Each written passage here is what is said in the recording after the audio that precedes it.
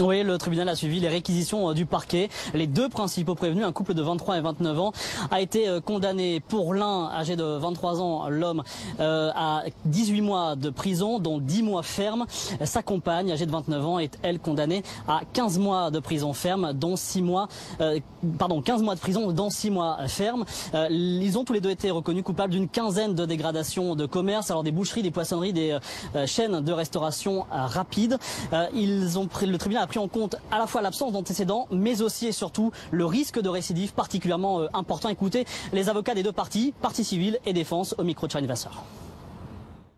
C'est une décision qui est conforme aux réquisitions du parquet, à une exception près, le tribunal ayant décidé d'aggraver la situation d'une des prévenues par rapport à celle qui avait été requise à l'audience.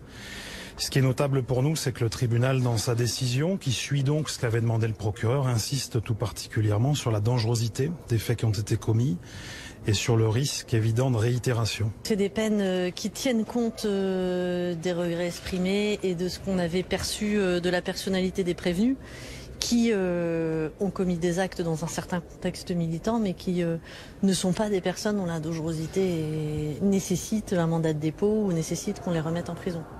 Et notez que deux autres prévenus considérés comme complices ont eux aussi été reconnus coupables et condamnés à 6 mois de prison avec sursis. Une prochaine audience est prévue au mois de décembre, une audience pour évaluer les dommages et intérêts pour l'ensemble des sociétés impactées. Ces dommages et intérêts pourraient atteindre le 1 million d'euros.